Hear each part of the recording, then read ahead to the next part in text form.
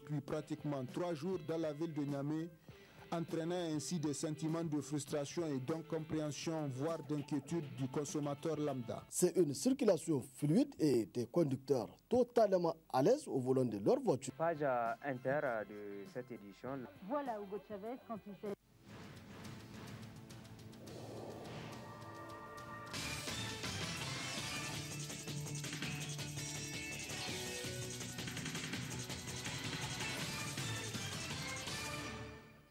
Cérémonie officielle de remise de dons composés d'ordinateurs, de dictionnaires et autres kits scolaires aux bachelières du CS Liboré, dont de l'ONG Libo. À suivre les détails dans ce journal. Une seule famille humaine, nourriture pour tous, c'est le thème de la journée de solidarité et de compassion organisée par Catholique Relief Service Antenne de Maradi. À suivre également les échos dans ce journal. Mesdames, Messieurs, bonsoir, bienvenue à cette grande édition d'information. Je le disais tantôt, cérémonie officielle de remise de dons composés d'ordinateurs, de dictionnaires et autres kits scolaires aux 7 bachelières du CES Liboré qui se sont présentées à la session du baccalauréat 2013 sur la base du programme volet éducation de l'ONG Libo. C'était en présence de plusieurs femmes leaders du Niger, élèves, enseignants et parents d'élèves du dit établissement. Une avancée significative pour ces jeunes filles du CES Amadou Madougou de Liboré, 7 bachelières, 33 boursières qui sont prises en charge par le programme volet éducation de cette ONG qui vient donc par cette cérémonie officielle remettre 7 ordinateurs et des dictionnaires à ces jeunes filles afin de les encourager pour la remise des femmes leaders qui ont marqué leur époque et qui ont occupé des postes de responsabilité pas des moindres. Je voudrais juste un mot, c'est me réjouir de me retrouver parmi vous aujourd'hui en cette heureuse circonstance qui consacre une remise de prix à des filles qui se sont distinguées. Moi, je pense que c'est extrêmement important. Depuis 62, voilà que les premières bachelières sont là. Vraiment, elles sont à applaudir et à encourager. Et c'est pour ça que les dames que vous voyez qui sont là avec moi ont volontiers accepté, en dépit de leur calendrier très surchargé, de venir, de vous encourager. Donc elles sont là pour vous dire que au stade où vous êtes, demain vous pouvez être à la place qu'elles ont occupée. Après le mot de bienvenue et d'encouragement du secrétaire général de la commune de Liboré et du proviseur du CES de Liboré, le coordinateur de l'ONG Libo nous parle de cette expérience et les objectifs recherchés à travers ce programme. Il s'agit là de suivre les jeunes filles en leur donnant 2 tenues scolaires, en leur donnant les fournitures et manuels scolaires nécessaires par niveau, en leur garantissant les frais de récréation et en payant des cours supplémentaires, je veux dire des cours de répétition pendant les soirées. Pendant 4 ans, 284 filles ont bénéficié de cet appui. En termes de résultats, en 2011-2012, le programme a présenté 3 filles aux examens. Une est admise, elle est présentement à l'université d'Ottawa. En 2012-2013, le programme a présenté 13 filles. On a obtenu 7 parmi les 13. Les autres vont reprendre parce qu'elles ont la possibilité de reprendre. Les récipiendaires, elles, se réjouissent et pensent qu'à travers ce geste de bienfaisance de l'ONG Libo, elles seront mieux outillées pour poursuivre leur cursus scolaire. Je suis très contente de ce jour-là parce que l'ONG Libo m'a offert un cadeau qui va m'aider à suivre mes études universitaires. C'est juste pour remercier l'ONG, tout précisément le président ainsi que M. Amadou Madougou qui ont beaucoup contribué à nos études. On les remercie.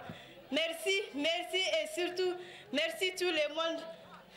C'est donc une bonne occasion pour ces femmes leaders qui ont tour à tour chacune s'est présentée au public et a parlé de son parcours élogieux afin de stimuler ces jeunes filles ou à les inciter à emboîter le pas. Et cela relève du concours de tout le monde, a souligné Amadou Madougou, ancien maire de Liboré.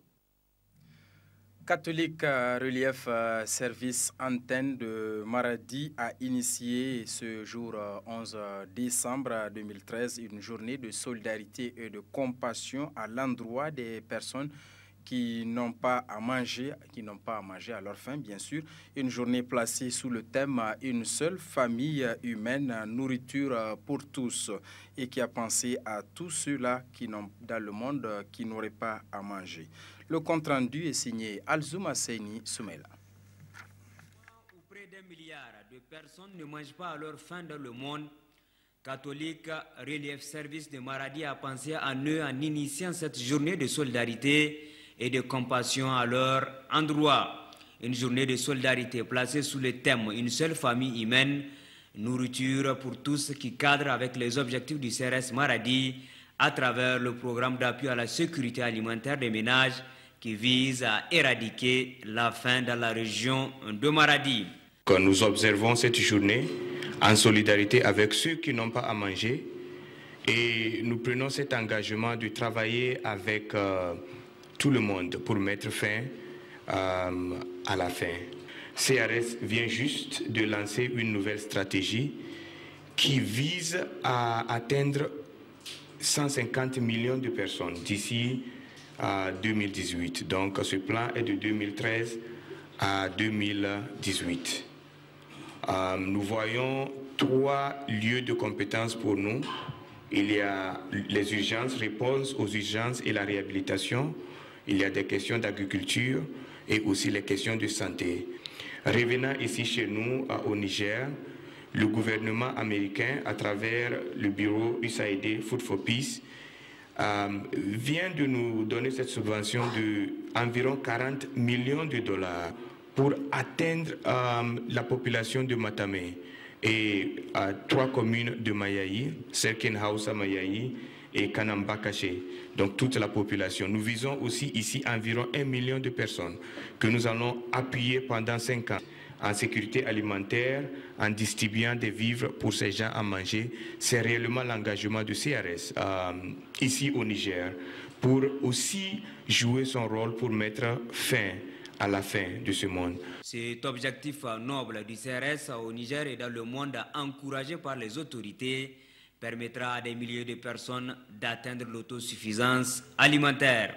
Ce programme d'une valeur de plus de 20 milliards de francs CFA durera 5 années avec plus de 10 000 tonnes de vivres qui seront distribués.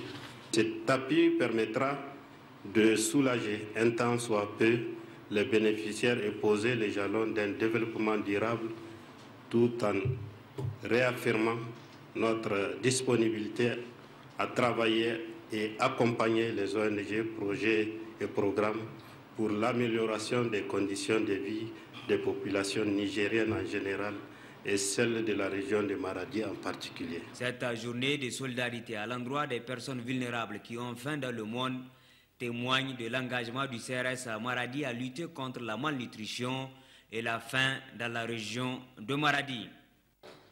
Ouverture ce matin à Africa Hall d'un atelier de validation sur la stratégie de communication et de plaidoyer du Haut Commissariat à l'initiative 3N.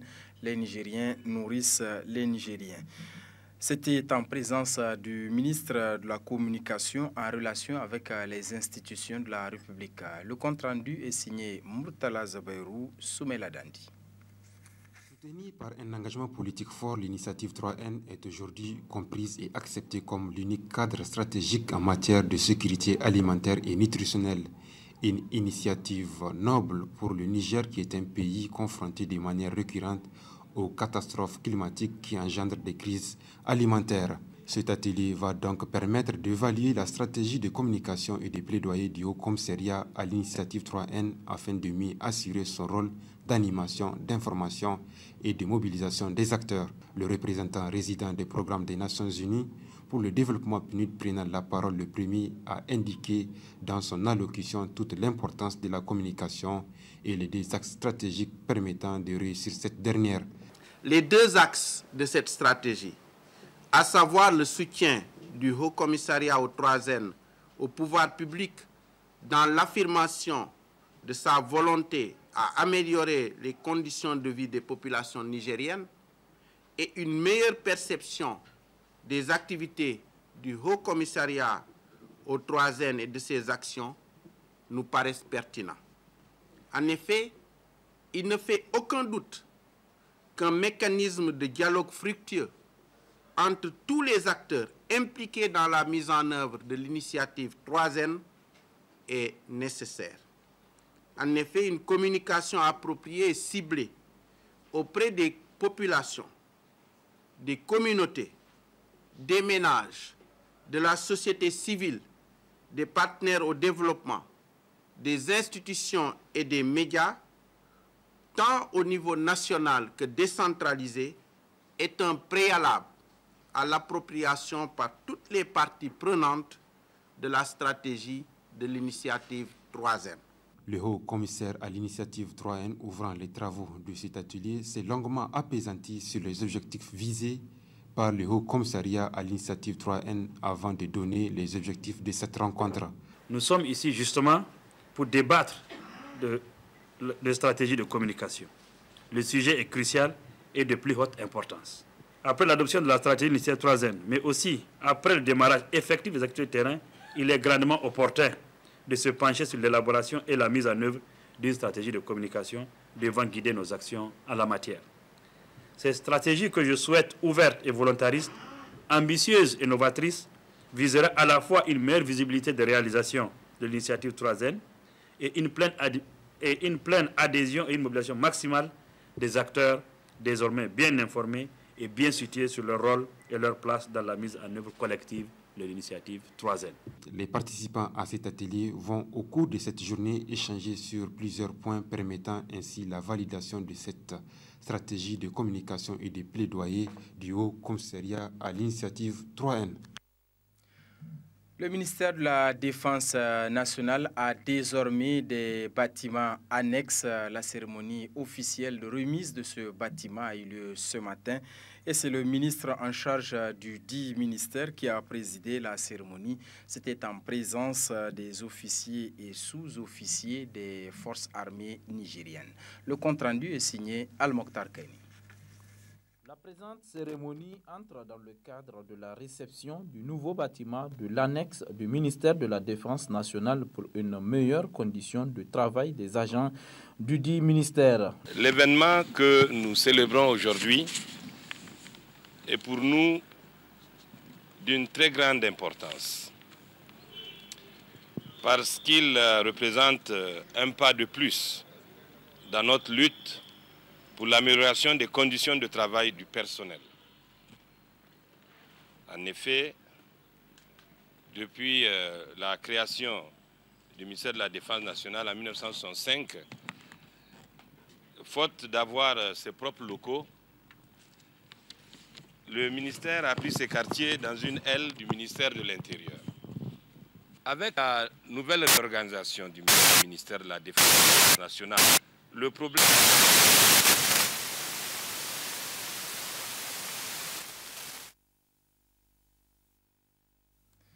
Voilà, vous l'avez compris, apparemment un petit souci technique avec cet élément. Nous y reviendrons plaise à Dieu dans les prochaines éditions. Cela dit, rencontre des éleveurs dans le village de In-Ergan, situé à 33 km du nord d'Abalak, dans la région de Tawa. Objectif échanger autour des problèmes que rencontrent les éleveurs de la dite zone. Asman Amadou, Mahaman Rabiou pour le compte-rendu. Cette rencontre des éleveurs à Inirgan, située à 33 km au nord du département d'Abalak, dans la région de Tawa, a pour objectif de débattre sur la problématique de l'élevage, deuxième mamelle de l'économie nigérienne. Au cours de la première journée de cette rencontre, l'élevage et la sensibilisation, sécurité des personnes et de leurs biens sont entre autres des thèmes qui ont fait l'objet de débats entre les spécialistes dans le domaine et les participants qui pratiquent cette activité.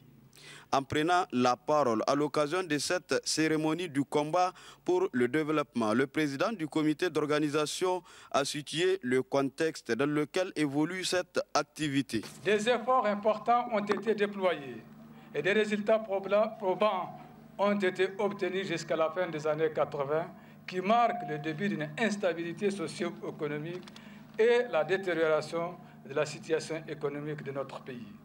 Les conséquences sont bien sûr désastreuses dans tous les domaines et en particulier celui de l'élevage qui est sujet à plusieurs contraintes dont la plus importante est sans doute la dégradation continue des ressources naturelles. À l'ouverture des travaux de cette rencontre pour la deuxième journée, on note la présence de 3 députés au titre de la zone d'Abalak, à savoir Yassine Mohamed, Boubacar Rissa et Ahmed Babati.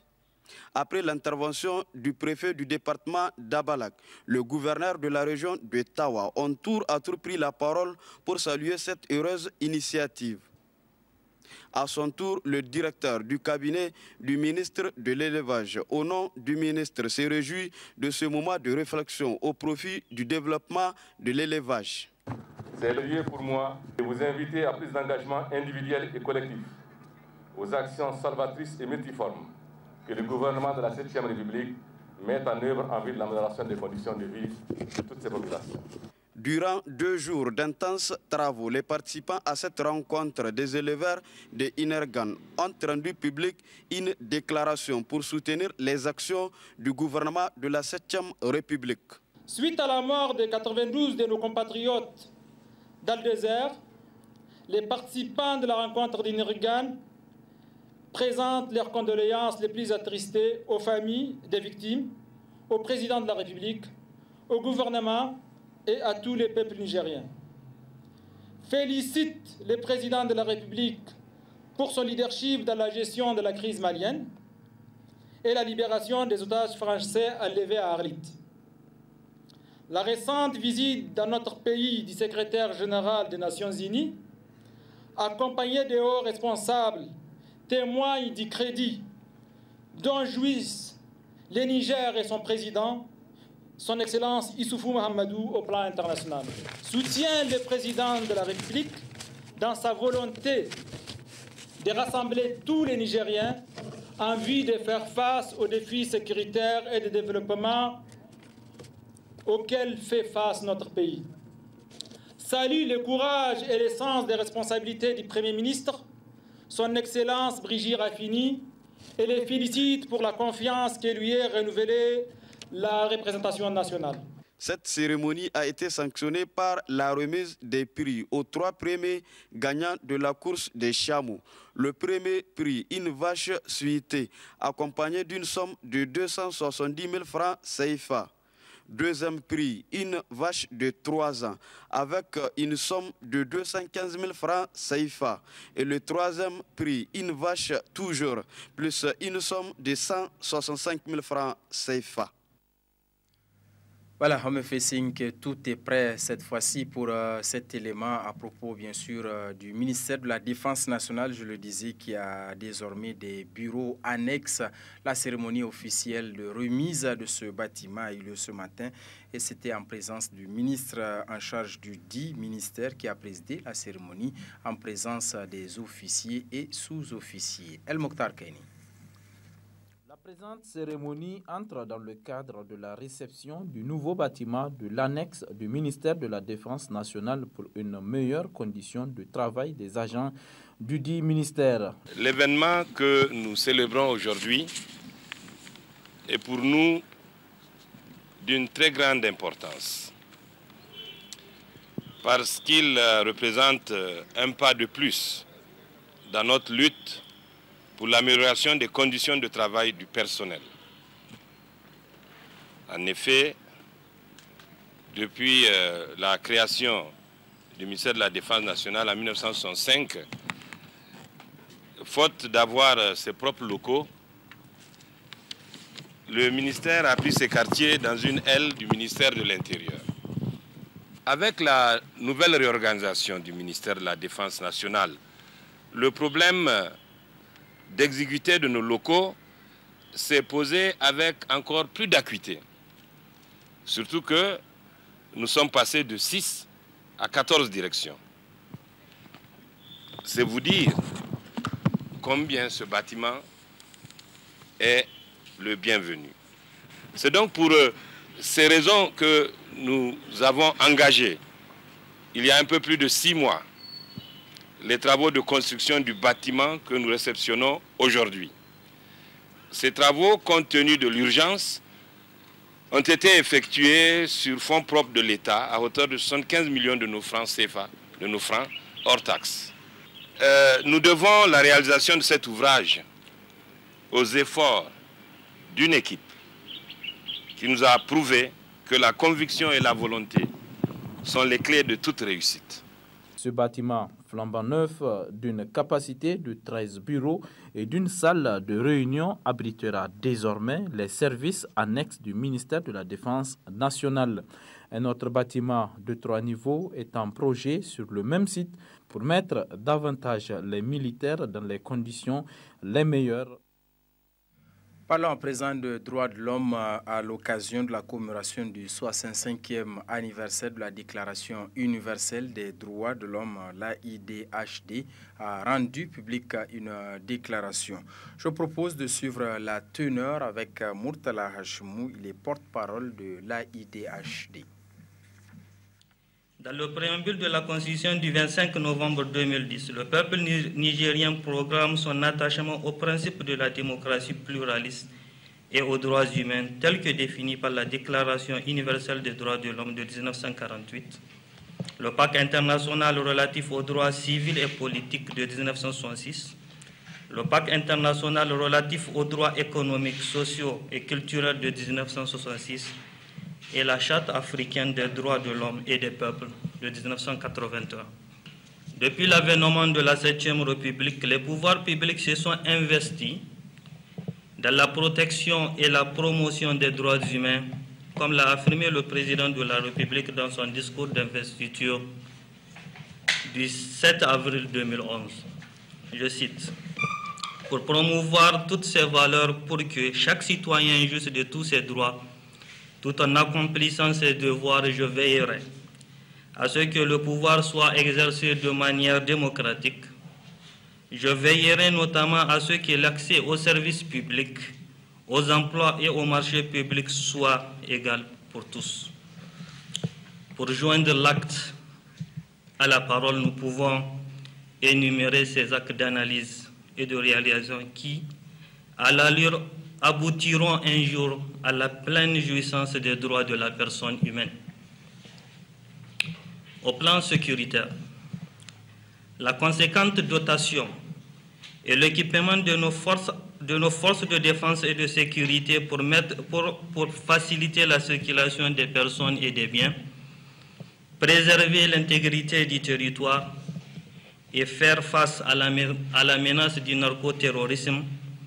Par ces actions, le droit à la sécurité sera garanti.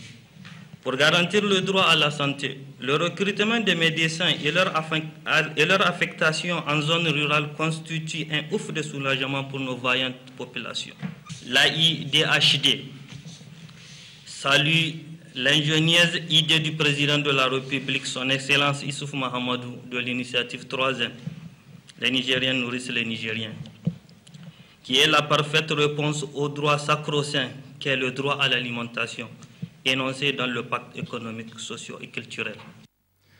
Les agents de la police nationale de Maradi ont présenté hier matin à la presse 3 groupes de malfrats opérant dans 3 secteurs différents, dont les banques, On fait le point de ce coup de filet de la police nationale de Maradi avec nos correspondants régionaux Aoussi Abdraman et Kader Elias. Maradi vient encore de mettre la main sur 3 bandes de malfaiteurs spécialisés essentiellement dans le racketage des citoyens qui procèdent à des retraits de sommes importantes d'argent dans des banques de la place, notamment la BOA, la BIA et la Sony Bank. Ceux-ci sont tous des Ibo qui viennent de notre grand voisin du Sud. Une autre bande opère dans le vol des engins à 2 roues qu'ils revendent à travers un intermédiaire dans d'autres régions du Niger et une dernière bande qui opère sur les camions en transit. L'officier de police nouvellement affecté dans la région confirme la réussite de ce coup de filet et appelle à la collaboration de la population. L'appel que nous entendons lancer aux populations, c'est qu'il s'agit de leur police. C'est la police de Maradi. Donc l'État nous a envoyé pour servir les populations de Maradi. Donc c'est leur police, nous sommes tous à leur service. Nous demandons leur contribution, notamment en matière de renseignement, puisque nous ne pouvons pas tout voir, nous ne pouvons pas tout entendre. Donc il faut bien que les gens contribuent. En réalité, ce n'est pas de la délation, non, il s'agit de signaler tout fait qui paraît suspect, qui est inhabituel. C'est à nous de vérifier, d'investiguer, de suivre pour savoir de quoi il s'agit. S'il y a matière à traiter, nous allons traiter. S'il n'y a pas, nous allons abandonner et continuer notre travail. Le gouverneur de la région de Maradi félicite la police nationale et l'exhorte à plus de vigilance en vue de dénicher les malfaiteurs où qu'ils se trouvent à Maradi. Les malfaiteurs ont été pris. Et relativement à ça, nous sommes passés pour vous encourager et vous féliciter pour votre acte de bravoure. Parce que ces gens-là que vous voyez, ça fait longtemps qu'ils sont en train de faire du mal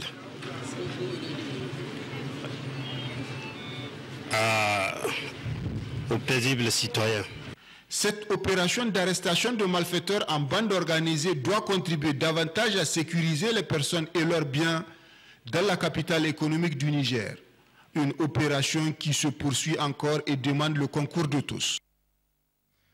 Voilà, les reportages de cette édition s'intéressent au gardiennage de motos autour des parkings motos, une véritable activité génératrice de revenus à laquelle s'adonnent plusieurs jeunes sur plusieurs endroits donc, de la capitale. À ces derniers peuvent survenir à leurs besoins au quotidien. Le reportage est signé Hima Seydou et Jamilou Morou.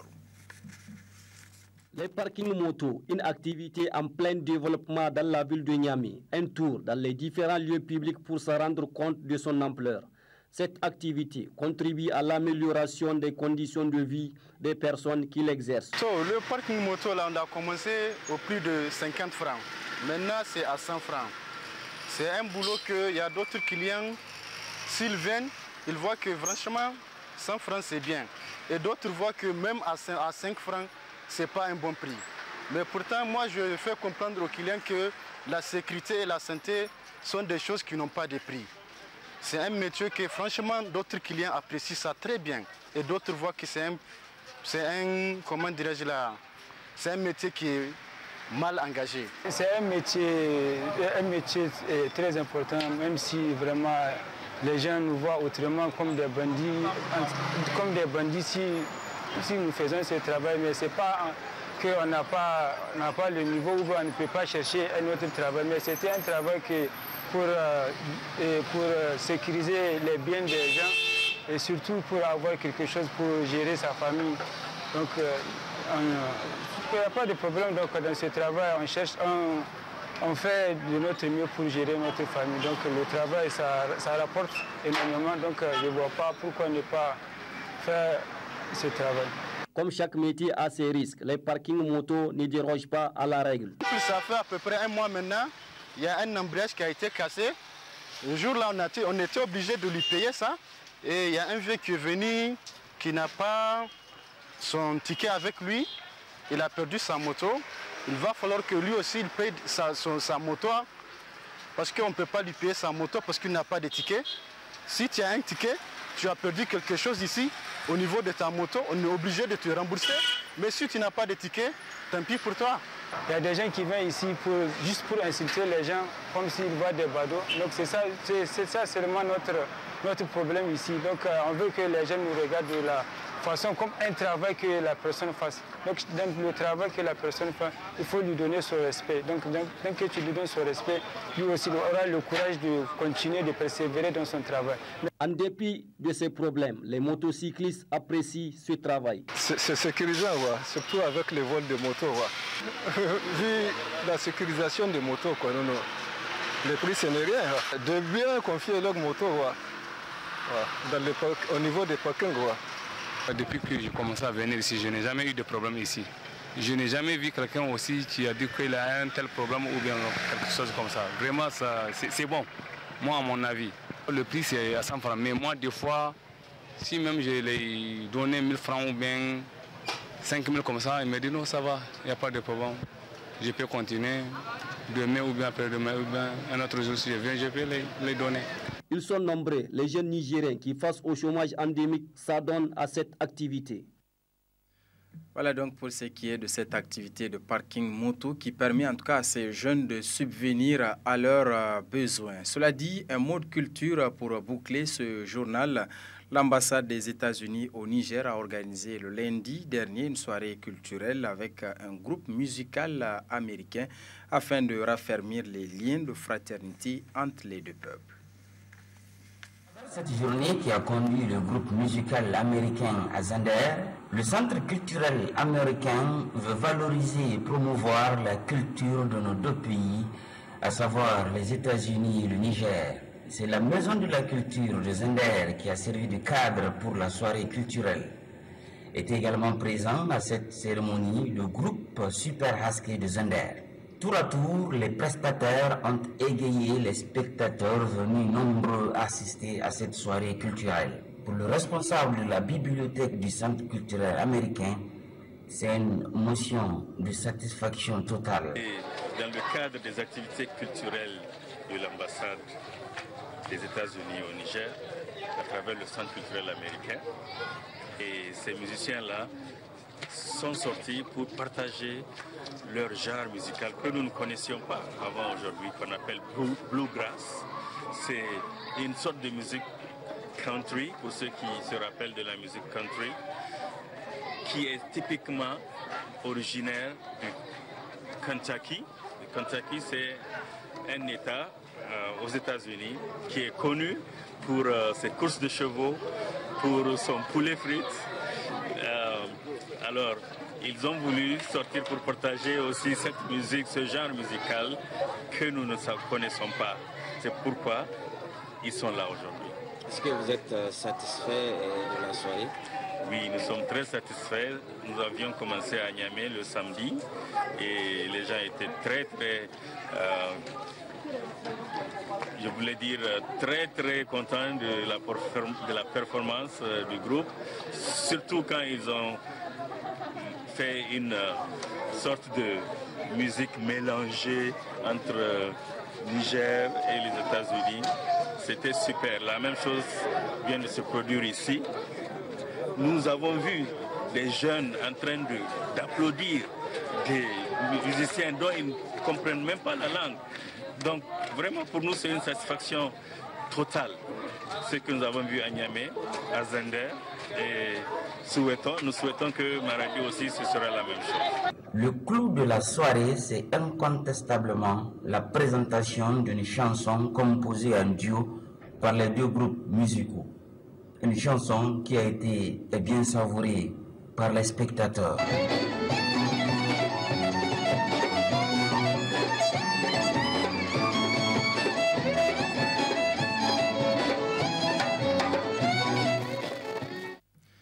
Voilà, messieurs, dames, c'est sur cette note musicale que s'achève cette grande édition d'information sur la télévision Dunia. Merci de l'avoir suivi. D'ici là, passez d'excellents moments en compagnie de nos programmes. Au revoir, à très bientôt.